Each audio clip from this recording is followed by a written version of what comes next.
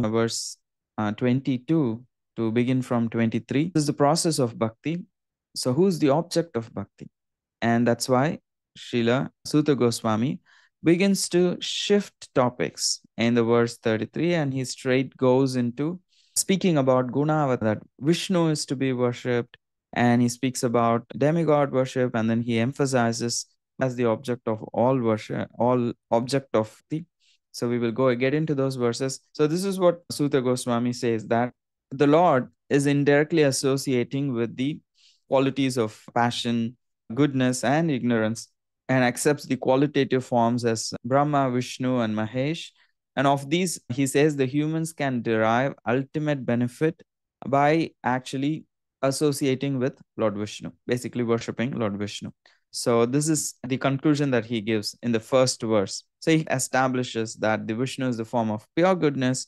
So if someone executes bhakti and Vishnu is the object of bhakti, that's what he is saying. Naturally, there can be what do you call pushback. There can be this question, okay, why only Vishnu? So he begins to clarify that. He says, passion is better than ignorance. But goodness is best because it helps one to realize the absolute truth. And he takes up an analogy to explain this. What is the analogy? He says, just as wood improves when it becomes smoke, and even more so when it turns into fire. What he means by it's good to have wood because it's the source to produce fire. But what is the fun in just having wood without lighting it? You won't experience heat. So we may light the wood and it may start giving smoke. So that means at least the wood is like starting to burn. However, if it's just smoke, it's surely better than, like sometimes even worse than having just wood because it creates trouble. So passion can create more trouble. Ignorance is surely not the best. It doesn't take us anywhere. But passion gives this understanding or the feeling that something is happening. It's all moving and we are busy and a lot of things are happening in passion. But eventually it leads to misery. Like the smoke is an indication that the fire is catching. However, if it just remains a smoke, then the eyes are going to burn and there is going to be, we'll be coughing and all of that.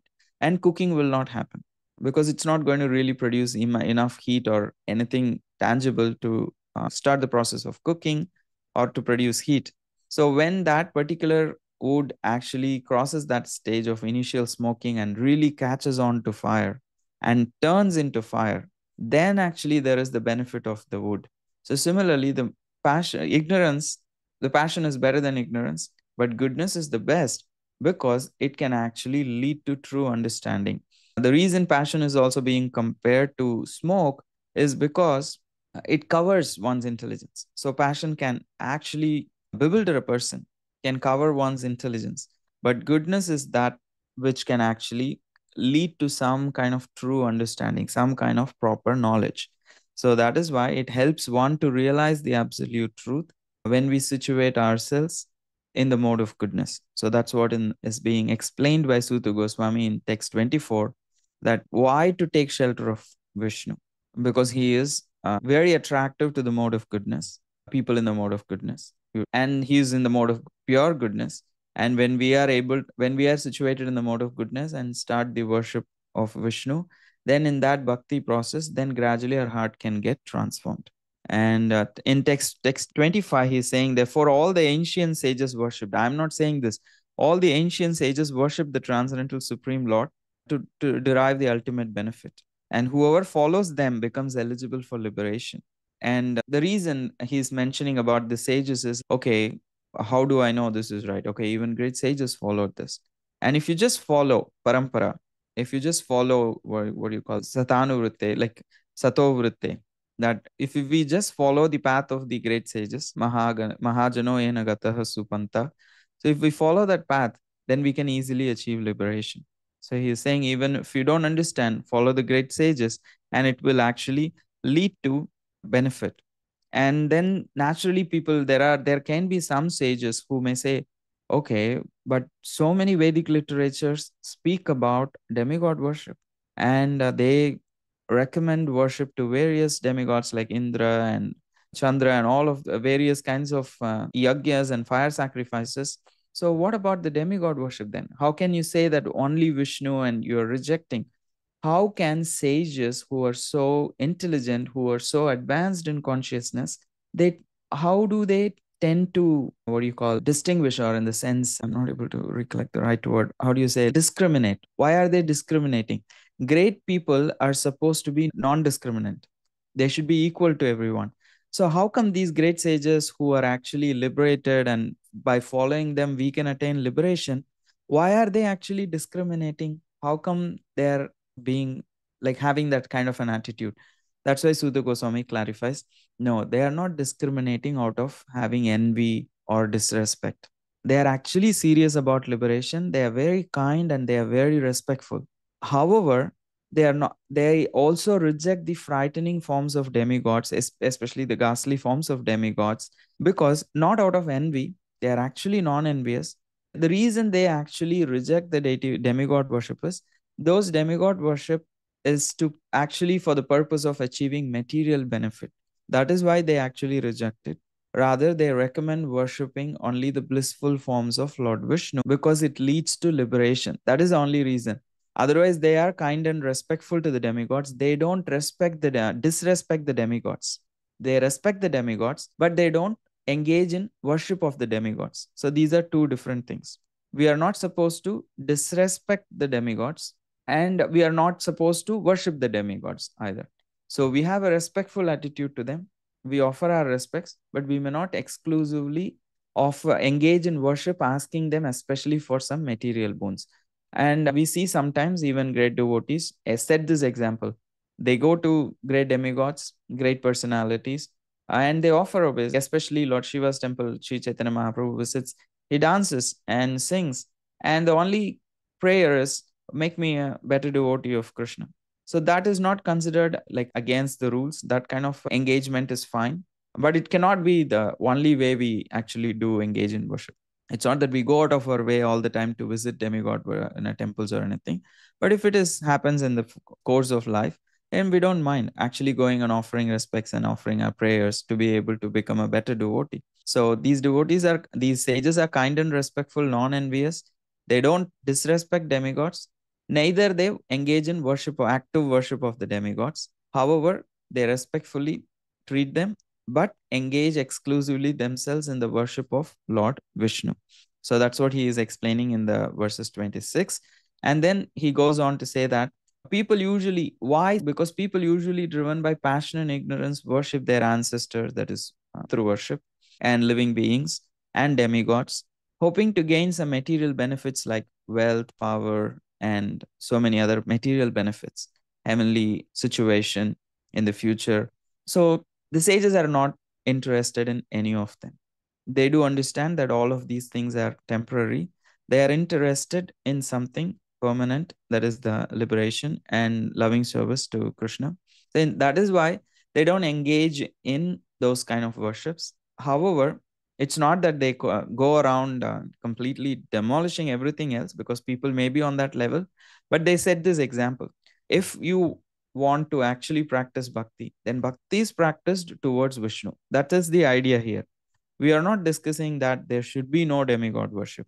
The focus of this particular discussion is, okay, unto whom this process of bhakti should be dedicated. That is the approach here.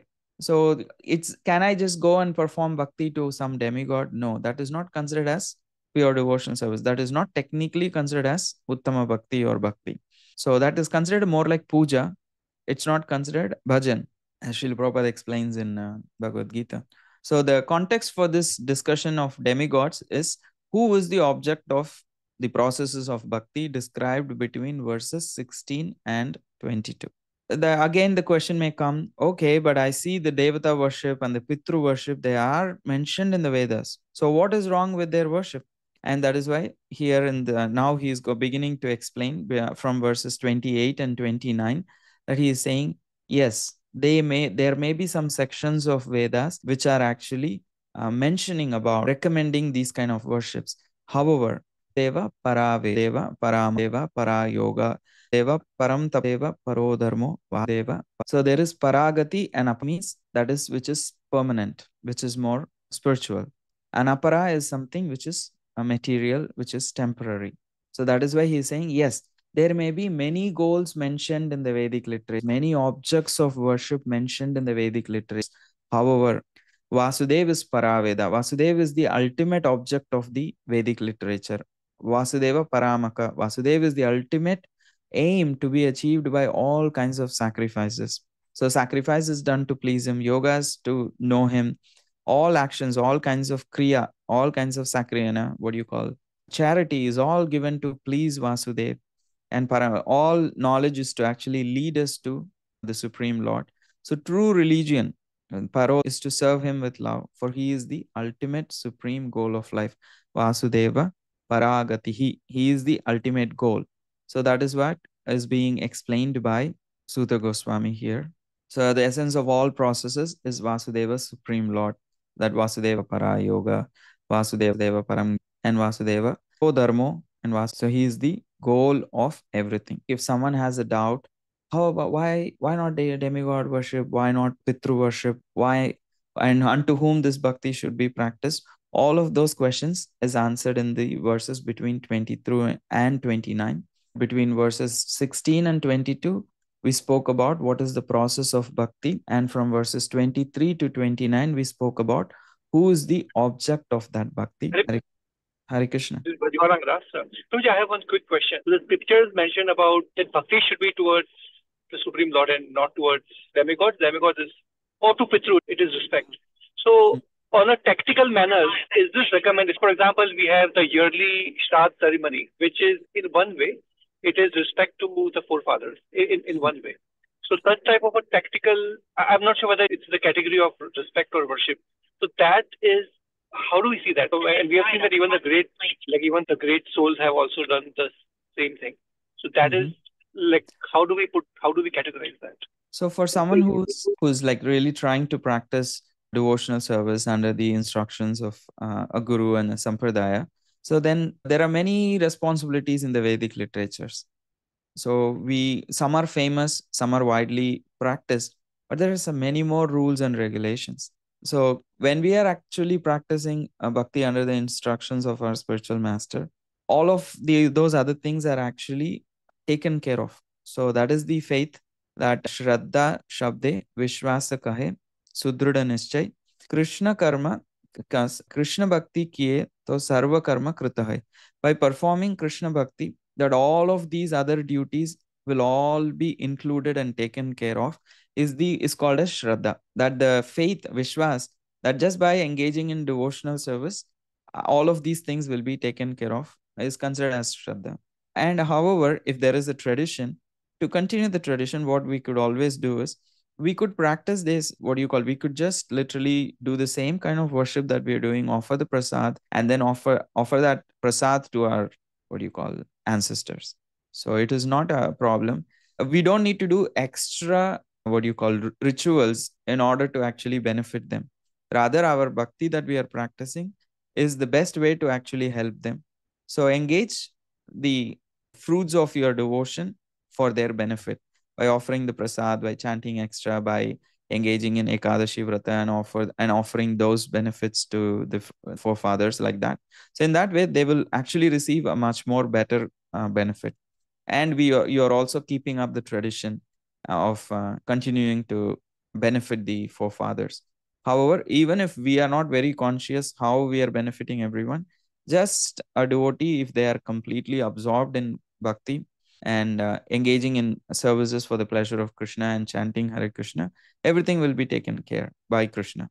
Still, if we want to, we could always engage the fruits of our devotional service for their benefit.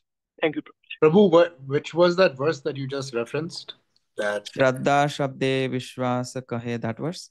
Yeah. Where is that from? This is from Chaitanya Charitamrit, and I'm sure this is quoted in Nectar of Instruction also. So I can look up the verse number and I'll give you in the chat. Thank you, Prabhu. So the question 3 that the sages asked was, what is the reason for Krishna's appearance in the womb of Mother Devaki? He is that unborn, supreme, absolute truth. Then what is the reason for his appearance? So in this verse, it's being explained that how the Supreme Lord Krishna appears in this world to reclaim those in the mode of pure goodness. So the Lord of all the universes, the Lord who maintains all the planets inhabited by demigods, men, and lower animals, or he is the Lord of everything. So he does not have any duty to perform. Still, he assumes the roles of incarnations, that is, he performs pastimes in order to reclaim those in the mode of pure goodness. We do see this question will be answered later in the 8th chapter also, but we do see generic answers in Bhagavad Gita that Krishna appears to. I see Parikshit Prabhu has posted that particular reference in the chat, Sundar Gopal Prabhu. Thank you, Parikshit Prabhu. So, though the Supreme Lord is not bound to make appearances, he out of his compassion comes in this world in order to actually benefit devotees. And in the Bhagavad Gita, we also see Krishna comes to protect religion, establish religion, and remove the obstacles in the path of religion, especially the people who are acting as obstacles, and also benefit the devotees. And we see in the Bhagavatam in the 8th chapter, Kunti Maharani will discuss this very elaborately. What is the purpose of Krishna's appearance? We will actually discuss that when we come to that particular chapter. But in essence, the answer is to spread devotional service. Krishna comes exclusively to spread devotional service so that people can become attracted to him, engage in the practice of bhakti. Again, the essence of scriptures is basically the essence of appearance of Krishna is also to propagate the methods of bhakti, hearing, chanting, and worshipping. So to make them widely available and attractive to the souls. So by engaging in those processes of bhakti, they can actually come closer to Krishna. And that is the purpose of the existence of the material world itself. So in order to fulfill the purpose of the existence of the material world, the Lord has to come and again reignite the process of devotional service, continue to maintain the inspiration for practicing bhakti. And that is why he comes and he reclaims those who are in the mode of pure goodness, who practice that bhakti. And this is the answer to the question 3, the reason for Krishna's appearance. And then Suta Goswami answers the question 4 of the sages, because they ask Suta Goswami, tell us about the acts of the Lord that he performs in relationship to creating the material world. How does the Supreme Lord create, maintain, and annihilate this particular material world, specifically creation pastimes? How does he create the material world? Because it is very wonderful. And there is a reason they are asking this, because we all think we control and we enjoy this world.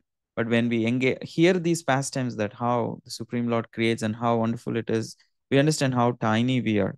So in order to bring about that humility and detachment in our hearts, again, the creation pastimes are mentioned in the pages of Bhagavatam, especially in the initial cantos, 1, 2, 3, a little bit of 4. So all the Sarga and Visarga will come in the initial chapters a lot, initial cantos a lot, because through that we can actually develop detachment, understand that we are not, the purpose of the material world is not to control and enjoy the material world, rather to develop detachment and engage in bhakti. So that is why they are asking this question. The very reason they're asking is to actually benefit us. And Sutta Goswami is going to answer how the Supreme Lord Vasudev, he actually expands as Karanodakashayi Vishnu, one who lies down on the Karana ocean. And then he expands as Garbhodakashayi, one who lies down on the Garbhoda ocean. And then he expands as Kshirodakashayi, one who lies down on the milk ocean. And in that way, we will see those things very briefly. We're not going to get into details of the particular explanations because they will be covered in depth later in Canto 2, a little bit, Canto 3, and all of that. So he's just going to mention briefly. And this particular topic will continue in the beginning of chapter 3. If time permits, we will also see those first 5 verses from chapter 3 so that we can straight start with Leela Avataras in the next week. So let's see what happens. So the Purusha Avataras, they are called as Purusha Avataras because they are considered the 3 Purushas who create and maintain this material universe. And they are the Purusha means the enjoyer, actually, the first entities. So these are the first, the source of this material world. So in that sense, they are the Purusha for this material universes. For all the material universes, Karanodakashayi is the Purusha, but for a particular universe, Garbhodakashayi is the Purusha. And even within that, every atom has to survives because he enters into them as Kshirodakshaya Vishnu. And he is the Purusha who actually holds everything together. If Paramatma is not there, even matter just cannot actually sustain. So that is why they are called as Purusha, because they are the ones who are running the show. That is why they are called as here. And Purusha avatars are 3, and we will see them one by one. In text 30, Suta Goswami begins to describe about Karanodakshaya Vishnu, and before that, Purva. Sorry, Prabhuji, I just wanted to know when you said that Kshirodakshaya Vishnu enters each and every atom, so then he is the Paramatma? Yes, he's called, he is the Paramatma. And you also said before that he lies on the milk ocean. So he lies on the milk ocean as well, and he also enters each and every atom. Yeah, he lies in the milk ocean, but he expands himself into unlimited forms in the form of Paramatma. Paramatma is considered an expansion of Kshirodakshaya Vishnu in one sense. Okay, thank you. Makes sense. Yeah, it sounds wondrous and mind-blowing, of course. In the beginning of the material creation, I've just put the translation here. In the beginning of the material creation, the Supreme Lord Vasudeva, in his transcendental position, created the energies of cause and effect by his own internal energy. And the important thing that why Suta Goswami is speaking about this, he is creating everything by his own internal energy. He is not dependent on anything. That is why he is the owner of everything. He is not dependent on matter to create the material world, because matter also comes from him. So that's why the cause and the effect, everything is coming from his own energies. So he is that Purusha, he is that Supreme Lord, and he creates, and then we will see this in second canto in detail. He creates Pradhan, and then he activates it, and then it becomes Mahat Tattva, and from there all the Tanmatras or senses and the sense objects and the demigod prototypes, all of that is created. And then from his body, in this particular image that we are here painting, that the devotees have created wonderfully. So we see small universes are all popping out from the bodily pores, from the breathing of Mahavishnu. And then he expands inside that each universe as Garbhodakshaya Vishnu. So maintain your eagerness. We will see that in the Canto 2, Chapter 5 in a little bit more detail. And then Karanodakshaya Vishnu, after creating all of those universes, they're all in the stage of fun. And then he activates them. And then once they are ready, he enters into as Garbhodakshaya, creates water from his own body and sets up a bed in the form of Anantase in that water and lies down. So he's within the universe, but he's not touching the universe. So we say, be in the world, not of the world. Like, so he's literally that example. Like, he is within the material universe, but he doesn't even touch the material universe. So after creating the material substance, which is called as Pradhana, and that Pradhana transforms into Mahat Tattva. And if you don't understand, don't worry, we will see that in detail later. So the Lord Vasudeva expands himself and enters into that particular, each and every universe he enters. And although he is within the modes of material nature and appears to be one of the created beings, he is always fully enlightened in his transcendental position. So that's what I was saying, that he is within the universe, but he is completely untouched by the universe. Not just figuratively, even physically. He creates water, he puts the bed of Anantasesh, and he lies down on the Anantasesh. So he is literally not even touching the universe physically, what to speak of spiritually. And then the Lord expands further and pervades expands as Kshirodakshaya Vishnu, and then Kshirodakshaya Vishnu expands as super soul, pervades all things, just as fire permeates wood. And so he appears to be of many varieties, though he is the absolute one without a second. So there are some very interesting explanations. I really loved those explanations given by our acharyas, that why this example or analogy of fire permeating wood is being given. So one of the explanation is that wood always has fire inside. However, only when it comes in touch with the fire externally, the fire inside the wood gets activated. Similarly, we all have the super soul in our hearts, who is the source of all knowledge. Sarvasya chaham hridi sannivishto matta smritir jnanam apohanam cha. So Supreme Lord as super soul is sitting in each one of our hearts. He is the source of all knowledge. However, not always we just can realize all the spiritual knowledge just because the source of all knowledge is sitting within our hearts.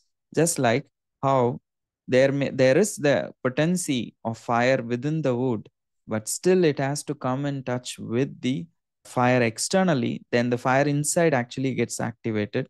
Similarly, when we come in touch with a spiritual master who is the external manifestation of the super soul, when we come in touch with this spiritual master and receive the instructions from the spiritual master and engage in those, apply those instructions, then we can actually activate the super soul. We can actually come in touch with the super soul inside our hearts. And that is why it is said, Jitatmana prashantasya paramatma samahitah. In the Bhagavad Gita 6th chapter, it says, Jitatmana prashantasya. One who controls his mind becomes prashantatma, prashantasya. Jitatmana prashantasya paramatma samahita. He comes closer to the Paramatma. So for one whose mind is controlled, they actually come closer to the Paramatma. So what is the understanding of having a controlled mind? The controlled mind means the mind which acts according to the instructions of the spiritual master is a controlled mind. Otherwise, it is not a controlled mind. So that is also one understanding of what is a controlled mind. So the mind which follows the instructions of the spiritual master, that is Jita Atmana. We have won over our mind with the help of the instructions of our spiritual teacher, because he is the expansion of the Supreme Lord, and the instructions, when we take it seriously, then we actually control our minds. Otherwise, our mind becomes uncontrolled. So that protective, what do you call, the horse has a, what do you call, the Blinders. covering on the eyes. What is that? Blinders. Blinders. Last time also you told me. So blinders, then like that, when we put those blinders as the instructions of the spiritual master, so then the mind, like the horse, becomes very controlled and focused. Jitatmanaha. So then we become peaceful, prashanta. We are not anxious to enjoy too many things in the world when the mind is peaceful. Otherwise, we are constantly agitated by the mind. So prashantasya paramatma samahita. We come closerly in touch with the Paramatma. We also start to understand what is right, wrong. We hear the voice of the Paramatma and we can actually obey that. So that is the ability. So here also, that is what is being said through this example, that how the fire permeates wood. Similarly, he is there in every atom within our heart also. But the ability to see is especially better when we come in touch with the spiritual master externally. And in this way, this is one of the explanations. So the Lord as Super Soul pervades all things, just as fire permeates wood. And so he appears to be of many varieties, though he is the absolute one without a second. So the other understanding is, sometimes we see there are various forms, and like the matter also externally appears in so many different ways. Some are considered good, some are considered bad in the worldly convention. However, the Lord does not discriminate. He is not touched, or rather, he is not polluted, whether we consider things externally good or bad. Say, for example, this is the general theology paradox. If God is pure and if he is all pervading, is he present in stool? So this is a question that philosophical people engage, but it sounds like a little weird. But yeah, this is a kind of an understanding that when you say God is all pure and you also say God is all pervading, so they actually think they are very intelligent. So they think, oh, these two things are contradicting. If he is all pervading, he cannot be all pure. If he is all pure, he cannot be all pervading. Because their understanding is, if he is present in stool, he becomes impure. But the right understanding is, the God is untouched. Even if he is situated in the atoms in the stool, still that does not make. And Srila Prabhupada gives a wonderful analogy. He says, the sun evaporates water and urine, but it is not touched by it. The sun is not contaminated. It is not polluted because it evaporates urine or water in this ocean. It's completely above all of these things. So similarly, Krishna in the form of Paramatma is present everywhere, but that does not mean he becomes impure just because things are considered externally impure in this world. So that is another thing. As fire permeates wood, the fire is always pure. The fire purifies other things and never gets impure. So that is the another reason that the Lord is compared to fire here, that the Supreme Lord is always existing in every atom, but still maintains his purity like the fire.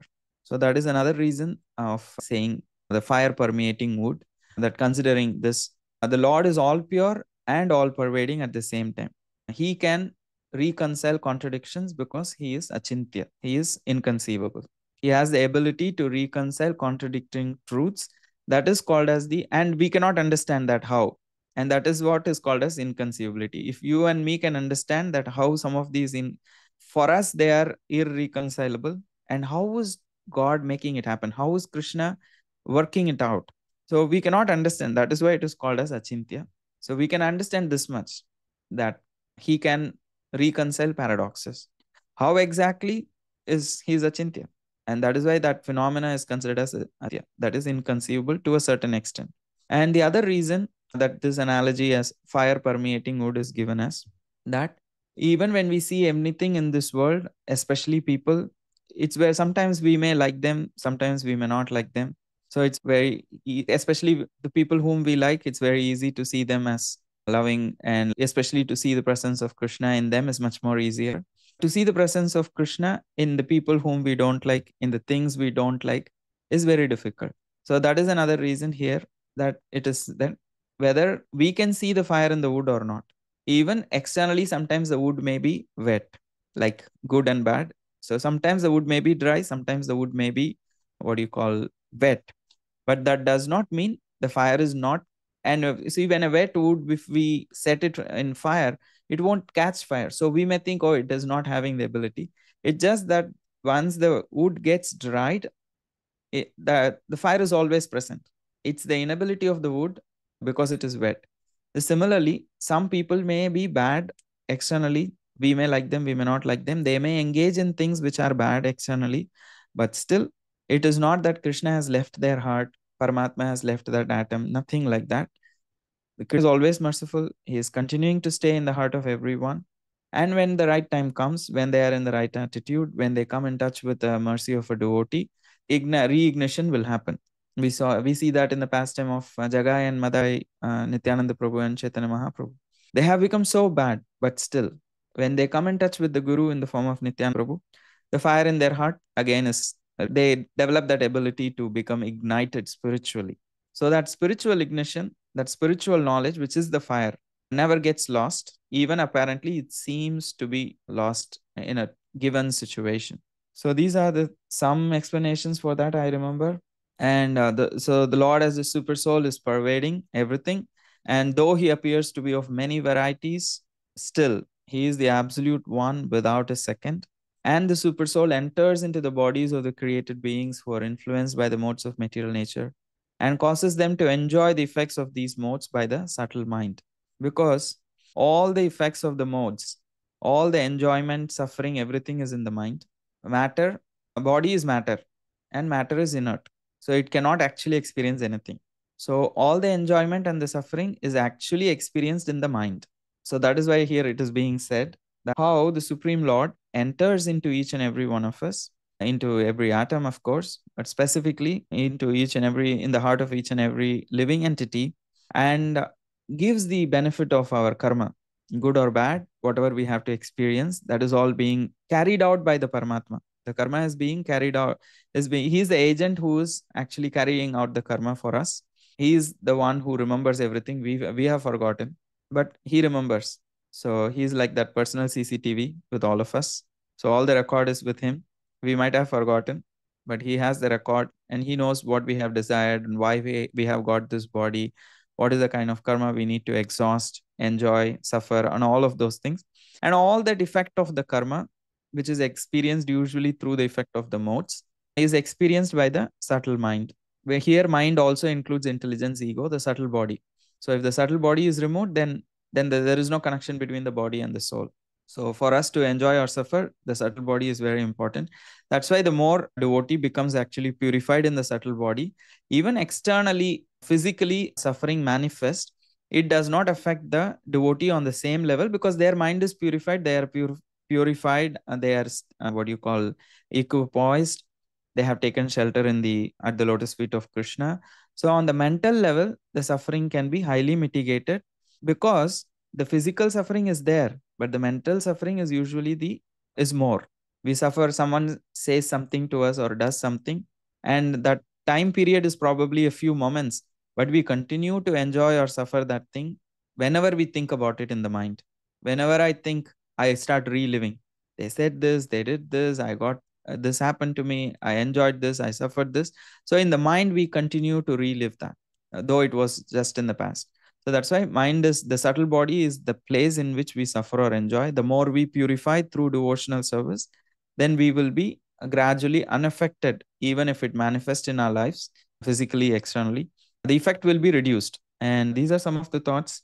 And in the 34th verse, the last verse of the chapter, as we saw, he discussed the reasons for the appearance of the Supreme Lord. And I know it's already 10 o'clock, and I wanted to really have a hard stop today because I have to go somewhere, but we'll just quickly cover this thematic study. And I'm extremely sorry I may not be able to take any questions today, but I promise that I'll answer the questions of Sundar Gopal Prabhu in the WhatsApp group in the coming days, and maybe see possible if we can do an extra session on Tuesday if needed. So we saw the verses in itself. We went into the verses and saw on the verse level what is happening. But it is always very good to zoom out and to see what is happening on the book level with this chapter. So the overall book level context for this chapter is the 10 topics of Bhagavatam are there. These are the 10 topics. We discussed all those things in the previous weeks. So in this particular, seeing this lens, through the lens of the 10 topics of Srimad Bhagavatam, what is the role of this particular chapter? So this particular chapter, creations on questions on creation is asked by the sages. And also the sages are asking about the Supreme Lord, why did he appear and all that. And also they are bringing in the topic of the Supreme Lord. So they are also speaking about Ashraya. So these are the various topics on the book level is being touched. These are the seed questions which are going to lead to elaborate discussions of Sarga, Visarga, pastimes of the Supreme Lord, and the devotees. All of these things are going to come. So this is just the seed through these questions that the sages are asking. And the other level of context we saw was there is always the Canto 1 is basically discussing Adhikar. What is the qualification for Bhakti? What is the qualification for the speaker? What is the qualification for the hearer of Bhagavatam? What is the Uttamana? These are the three main topics of Canto 1. So from that lens, if we see this chapter, Swami is glorifying the sages, saying how amazing they are, that their questions are so nice, which is benefiting everyone. He says that he's glorifying the sages because that is their qualification. They are asking very good questions. And also he is glorifying Shukadeva because offering obeisances to one's spiritual master is also is also very important. And he's teaching by that. And he is also teaching how Samsarinam Karunayaha Purana Guhyam Tam Vyasa Sunum Guru Muninam. He says, Shukadev Goswami, out of compassion, he actually gives this Bhagavatam. So that is also an Adhikari Tattva, that the speaker needs to have compassion and the hearer needs to have eagerness. And Uttama Sadhya is Sadhana Bhakti. We spoke about that. We also compared Varnashram and Bhakti. We saw Vasudeva as the essence of all process because that is Uttama Sadhya, who's the ultimate object of worship. What is the ultimate sadhana? That is Bhakti. And why did Krishna appear? In order to establish this sadhana, he appeared. So that is the context of this chapter in the canto level. It is raising all these, addressing all these important topics, Uttama Sadhya and sadhana especially, and in the lens of the Tattva context. Sambandha Abhideya Prayojana. If you want to see this chapter through this lens of Sambandha Abhideya Prayojana, then that is the Guru disciple, that Suta Goswami and the sages, and Suta Goswami and Shukadeva Goswami. That is giving the Guru disciple Sambandha dynamics and also the Abhideya. So, how does the process work? How does the process systematically, the Bhakti progresses? So, we saw the 9 stages of Bhakti in this. So, it's speaking about Abhideya. So these are some of the ways we can look at this chapter and have broader context so that we can appreciate these individual topics and see how they all fall in place in the bigger fabric of Bhagavatam and in our own lives also. It can give us more context of application for these topics when we know this. So thank you very much. So today, not today, for the last 3 weeks, we saw the chapter 2 summary. We saw the broad divisions of the chapter, and we saw the verses flow layout, and we also saw the verse translations, and we also saw thematic study. And I wish today we could spend a little bit more time, but please forgive me. I really have to step out soon. So thank you all. And I'll surely answer the questions, Sundar Gopal Prabhu. And if there are more questions, please feel free to put it in the WhatsApp group. If time permitting, we can do an evening session on, cannot promise, but Monday or Tuesday, let's see. And otherwise, I'll answer them on the WhatsApp group. So thank you, everyone. Extremely grateful, Srila Prabhupada, and say everyone our respectful obeisances and my sincere gratitude, obeisances, and thanks to all of you for taking out your time and giving me this opportunity to study Bhagavatam and share so that I can purify my heart and also remind myself regularly of the process of bhakti. So thank you for giving this shelter and giving your time on a weekend. So extremely grateful. See you all very soon. So thank you. Thank you, Prabhu.